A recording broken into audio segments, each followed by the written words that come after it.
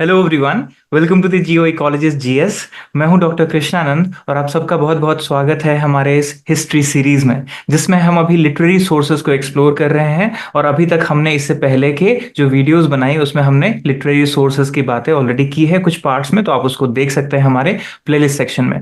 आज इस वीडियो में हम लोग जैन लिटरेचर की बात करेंगे कि जैनिज्म कैसे आया और उसके थ्रू कैसे लिटरेरी ट्रेडिशंस को और आगे बढ़ाया गया, और उसमें क्या क्या चीजें हैं और क्या सीखने को मिलता है, और ये क्यों इंपॉर्टेंट सोर्सेज हैं हमारे एंशिएंट हिस्ट्री को जानने के लिए। तो इस वीडियो को आखिरी तक जरूर देखिएगा और इसको प्लीज शेयर भी जरूर करिएगा ज्यादा से ज्यादा लोगों में। और ये जितने भी हम वीडियोस कर रहे हैं उसका आधार जो है हमारा यूपीएससी का हिस्ट्री ऑप्शनल सिलेबस जो है उसके आधार पे हम कर रहे हैं। तो इसको हम पार्ट वाइज इसीलिए कर रहे हैं ताकि आप डिटेल्स को धीरे धीरे करके पढ़ें एक एक करके और फिर इसको टोटल में जोड़ के देखें।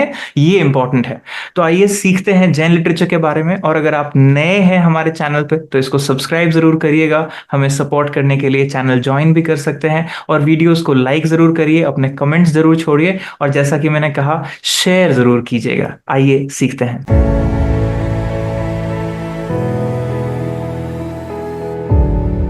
तो जैसा कि आप देख सकते हैं ये है एंशिएंट मैप ऑफ इंडिया, और इसमें हम जैन लिटरेचर की बात कर रहे हैं। तो जैन लिटरेचर को जानने से पहले आपको थोड़ा सा एक ज्योग्राफिकल अंडरस्टैंडिंग ऑफ हिस्ट्री होना जरूरी है। तो आप देखेंगे ये जो नॉर्थ इंडिया का पोर्शन है, ये मगध रीजन है, बिहार का जो पोर्शन है, यहां से जैनिज्म की उत्पत्ति आप देखेंगे होती है और प्रचार प्रसार होता है पूरे भारतवर्ष में।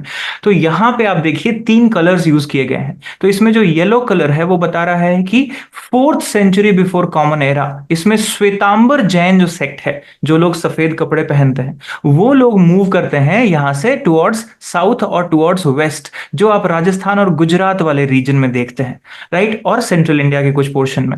उसके अलावा देखिए जो रेड कलर में है वो दिगंबर जैन है, वो साउथ की तरफ जाते हैं और वो फर्दर आप देखिए महाराष्ट्र से लेके आंध्र से लेके कर्नाटका वाले रीजन में इसका प्रचार प्रसार करते हैं। और दिगंबर जैन 1st सेंचुरी में, ये जो डार्क कलर यूज किया गया है, वो भी मूव करते हैं।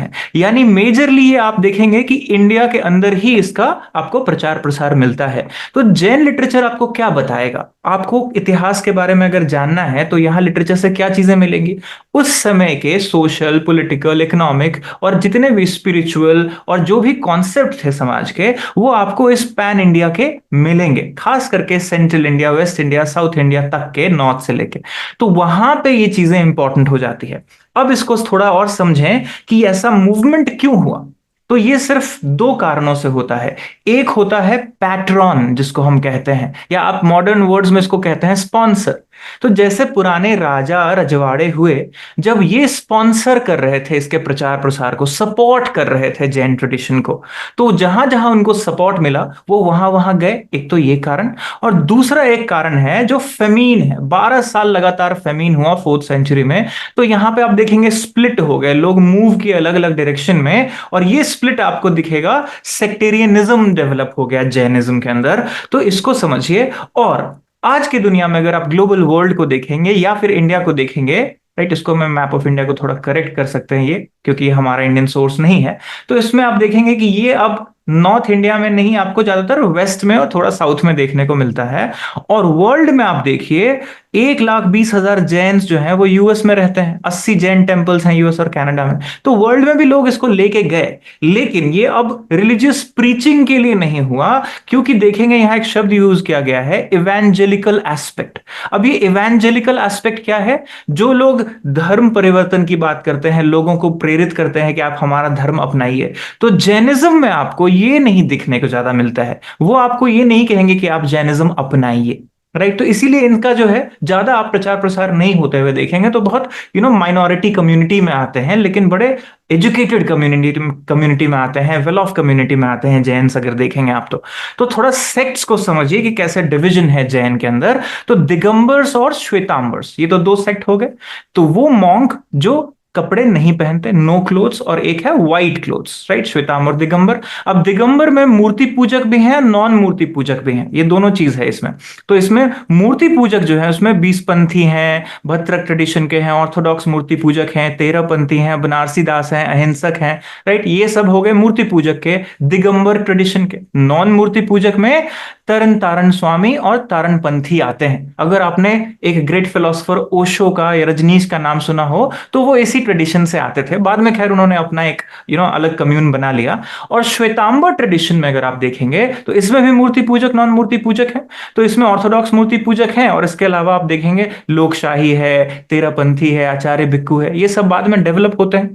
तो इसकी शुरुआत कहां से होती है ये समझते हैं। तो जैन्स में अगर आप देखेंगे ना तो शब्द आता है तीर्थंकर, राइट। तो 24 तीर्थंकर हैं, उसमें सबसे पहले जो सोर्स है हमारे वो है ऋषभ देव, ऋषभ। तो ऋषभ को आदिनाथ भी कहा गया है या आदिश्वर कहा गया है, फर्स्ट जैन, राइट। तो इनके से शुरुआत होती है और इनका अलग अलग नाम है, युगादि देव है, प्रथमजेश्वर है, नभेय है, और इनको कहते हैं कि ये इक्ष्वाकु भी इन्हीं का नाम था, इक्ष्वाकु डायनेस्टी यहीं से चलती है, राइट। तो इनका ट्रेडिशन कहते हैं कि जो हिंदू फिलॉसफी है, हिंदू ट्रेडिशन है, उससे भी पुराना है। यानी इक्ष्वाकु वंश में ही जाके आगे आप देखेंगे रामायण का जो राजा राम हुए तो उसी वंशज में हुए, लेकिन यहाँ पे इनका ही नाम इक्ष्वाकु कहा गया है। अब कई बार ये डिबेटेबल होता है कि ये सेम इक्ष्वाकु है या वो इक्ष्वाकु अलग थे, खैर हम उसमें नहीं जाके लिटरेचर को देखेंगे। तो ऋषभांत जिनको हम कहते हैं, इनको कहते हैं प्रथम तीर्थंकर। अब तीर्थंकर का मतलब क्या है पहले समझिए, ये सिंपली प्रीचर नहीं है, यहां पे बात है फोर्ड मेकर कहा गया है इंग्लिश में इसको। कौन है फोर्ड मेकर या bridge maker, bridge between two, right. तो ये ब्रिज कौन बनाता है, तो कहा गया है कि sea of interminable rebirths and deaths, यानी बर्थ्स और डेथ्स के बीच जितने भी आपको ये ब्रिज क्रिएट करते हैं, राइट, बिटवीन द लाइव्स, और जिसकी जानकारी जिनको होती है वही तीर्थंकर हैं। So life beyond death and beyond birth, जिनके बारे उनको सारा ज्ञान होता है, उनको तीर्थंकर कहा गया। अब बात करते हैं कि ये 24 तीर्थंकर जो आप देखेंगे, ये आप किसी भी जगह पे आप कर सकते हैं, ऑनलाइन भी आपको मिल जाएंगे ये सोर्सेज। तो इसमें नेम्स हैं आदिनाथ, ऋषभदेव से लेके जो सबसे लास्ट हुए वो हुए महावीर, और महावीर से ही जैन ट्रेडिशन एक्चुअली प्रचार प्रसार में इंडिया में आता है। तो इनका रोल बड़ा इंपॉर्टेंट हो जाता है। काफी लोग तो ये तक सोचते हैं कि महावीर ने ही शुरू किया जैनिज्म, एक्चुअली ऐसा नहीं है। महावीर से पहले 23 तीर्थंकर ऑलरेडी हो चुके थे। महावीर के समय में जो प्रचार प्रसार हुआ, उस समय तक इंडिया में क्या हो गया था, एम्पायर्स क्रिएट हो गए थे, पैट्रोनेज मिल रहा था, सपोर्ट मिल रहा था, तो इसके प्रचार प्रसार काफी व्यापक तरीके से हुआ। इसलिए ये इनका नाम बहुत इंपॉर्टेंस से लिया जाता है और बहुत रेवरेंस से लिया जाता है, पवित्रता से लिया जाता है, राइट। और इनका सिंबल देखेंगे आप, लायन का सिंबल है, ऐसे ही सबके सिंबल दिए गए हैं, बुल, एलिफेंट, हॉर्स, तो देखिए। और इसमें 3 मेन पिलर है जैनिज्म का जिसको स्टैब्लिश किया महावीर ने।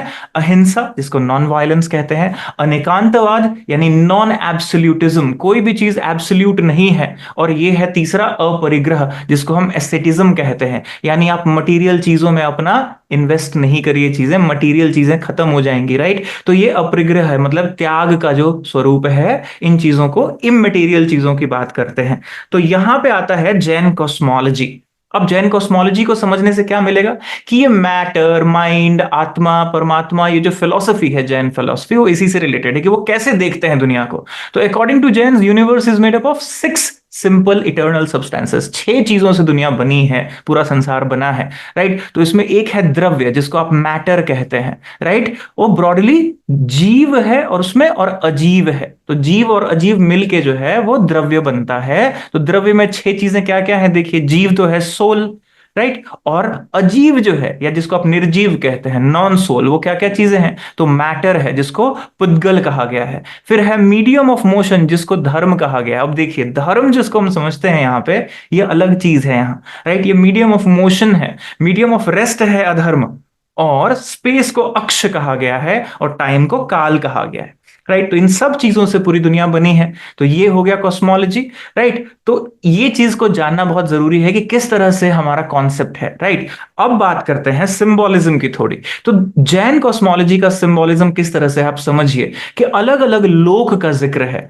तो आप मध्य लोक में जब रहते हैं तो यहां पे ह्यूमंस हैं, राइट, अबोर्ड ऑफ ह्यूमंस और एनिमल्स। और आपका जो काम है, आप जो भी करते हैं, उससे आप या तो इससे नीचे जाएंगे या इससे ऊपर जाएंगे। तो आपका टारगेट होगा कि you go for the better, right. तो आप देवलोक देखिए यहां पे है, उससे ऊपर है Siddhashila, abode of liberated beings, right.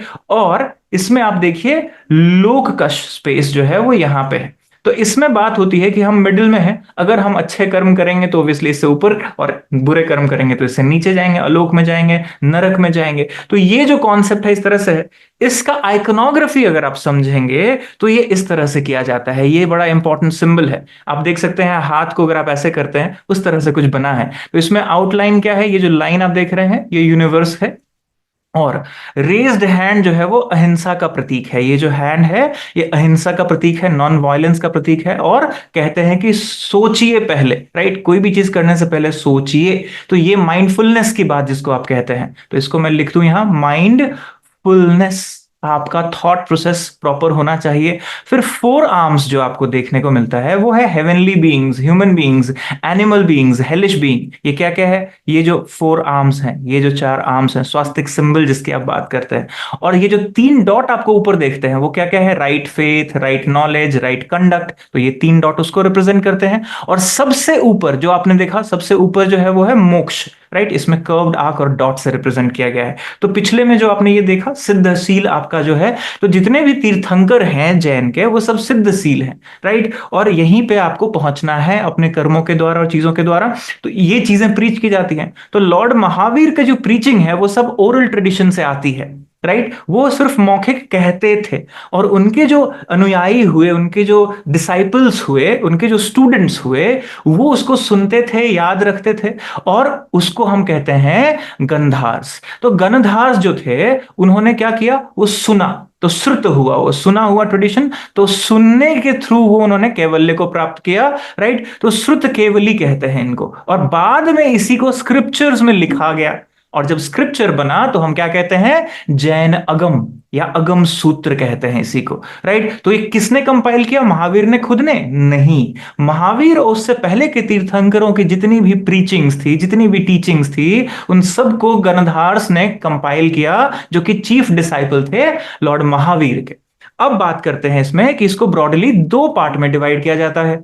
एक है कैनोनिकल या रिलीजियस टेक्स्ट कॉल्ड जैन अगम, जो कि गणधार ने खुद किया और डायरेक्टली सुन के किया महावीर से। और बाद में आया नॉन कैनोनिकल लिटरेरी वर्क, जो बाद में और सारे लोगों ने इसमें जोड़े और चीजों को आगे बढ़ाया गया। तो इसको देखिए कौन सी भाषा में मेनली लिखा गया शुरू में, तो अगम आपको ज्यादातर प्राकृत में मिलेगा या अर्ध मगधी में मिलेगा।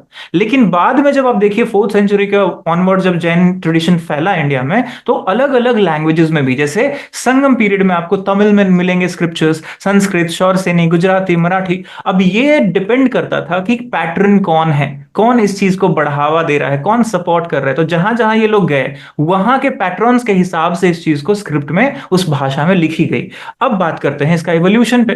तो देखेंगे कि तीर्थंकर ने जितनी भी बातें करी, जो भी डिवाइन प्रीचिंग किया, इन सब को हम कहते हैं संवसरण। तो संवसरण जो है ये सारी चीजों का कंपाइलेशन है जो सुना गया, और इसको श्रुत जन यानी श्रुत ज्ञान से 11 अंग और 14 पूर्व में बांटा गया, और फर्दर और डिवीजन हुए। तो इसको हम आगे देखते हैं कि श्रुत ज्ञान जो है तीर्थंकर का, इस ट्रेडिशन से सुत्त इमर्ज होता है, फॉर्मल कैनन्स जिसको आप कहते हैं, लिटरेचर जिसको कहते हैं। और इसमें कुछ जैसे उम स्वामी है, उन्होंने संस्कृत में इसको किया, तो तत्वर्थ सूत्र है ये। ऐसे ही परस्पर परग्रहो जीवनाम है, ये जैनिज्म का मेन मोटो है, राइट। तो ये सब चीजें हैं जो आपको उसी सूत्र से मिलता है। श्वेतांबर और दिगंबर सब इसको बराबर से फॉलो करते हैं। बाकी आते हैं सेक्टेरियन डिवीजन को थोड़ा समझते हैं। तो दिगंबर और श्वेतांबर जो सेक्ट है, ये लिटरेचर को भी उसी तरह से बाइफरकेट करते हैं। तो अब बात करते हैं कि इसमें क्या क्या चीजें हैं। तो श्वेतांबर कैनन में अगर आप देखेंगे, ये कलेक्शन ऑफ क्या है, अगम है। और काउंसिल ऑफ वल्लभी, वल्लभी एक प्लेस है गुजरात में, 5th सेंचुरी में। तो आप देखेंगे वहां पे जो हुआ, तो उसमें आपको क्या मिला, अंग, उपंग, प्रकीर्ण, छेद सूत्र, मूल सूत्र, निरुक्ति मिला। और इसमें कुछ एग्जाम्पल है, अचरंग सूत्र का एथिक्स एंड कंडक्ट है, सूत्र कीर्तंग है, डॉक्ट्रिन जिसमें फिलॉसफी की बात की गई है। ऐसे ही दिगंबर कैनन में अगर आप देखेंगे तो इसमें भी आप देखेंगे कि ये यू नो ओरिजिनल अगम जो है वो लॉस्ट हो गया था, तो उसके बाद जो टेक्स्ट लिखा गया वो कुछ है यहाँ पे। तो सख्त कंदगम है और कश्यपुद है। तो ये सब चीजें आप देख सकते हैं, और ये प्राकृत और संस्कृत डॉक्यूमेंट्रीज और कमेंट्रीज में आपको देखने को मिलेगा।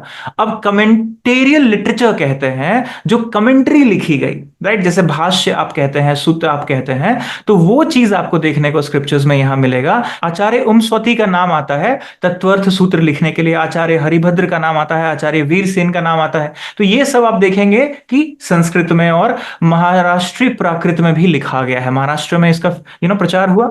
अब लिटरेचर को समझते हैं फ्लो डायग्राम से। तो जैन अगम लिटरेचर है मेन, यहां से अनअगम है और अंगभाग्य अगम है। तो अब देखिए यहाँ पे 12 स्क्रिप्चर है ऑल सेट का। तो इसमें गणधार्स ने जो लिखा 11 जो है आपका अंग अगम है। तो श्वेतांबर का सारा है, दिगंबर का सारा एक्सटिंक्ट हो गया।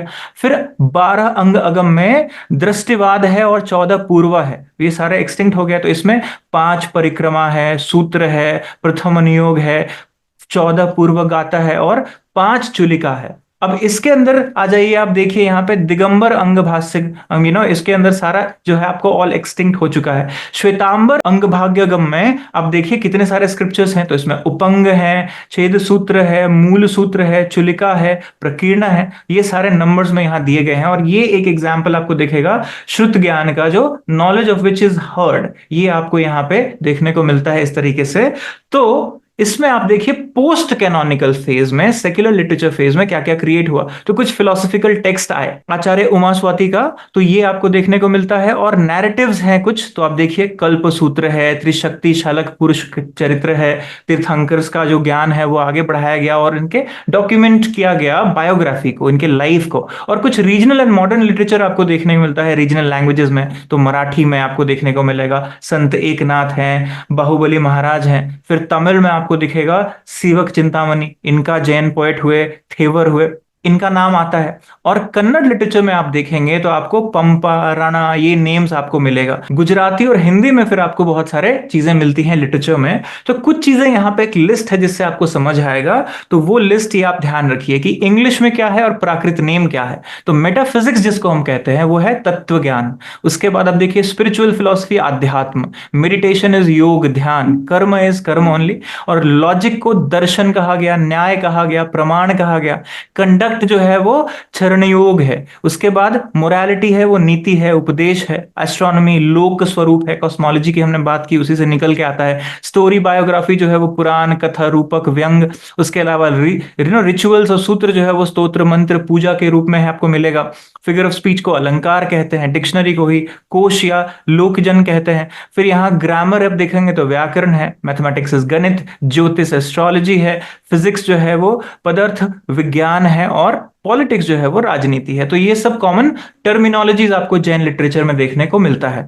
अब आप देखेंगे कि ब्राह्मणिकल लिटरेचर कितना ब्रॉड है, बुद्धिस्ट लिटरेचर कितना ब्रॉड है। उतना ब्रॉड अगर आप देखेंगे तो जैन लिटरेचर नहीं मिलेगा आपको। बहुत सारी चीजें तो आपने देखा कि लॉस्ट हो गई, लेकिन फिर भी ये बहुत इंपॉर्टेंट सोर्स माना जाता है एंशिएंट इंडिया को समझने के लिए। तो आगे की वीडियो में हम फिर दूसरे लिटरेचर जो बचे हुए हैं वो देखेंगे और इसको कंप्लीट करेंगे, तो जिसमें संगम पीरियड को देखेंगे और बाद के साइंटिफिक लिटरेचर को देखेंगे। तो प्लीज इस वीडियो को जरूर लाइक करिएगा, कमेंट जरूर छोड़िएगा, और प्लीज इसको ज्यादा से ज्यादा लोगों में शेयर करिए। मिलते हैं हम लोग अगले वीडियो में इस हिस्ट्री सीरीज में। Best wishes, take care.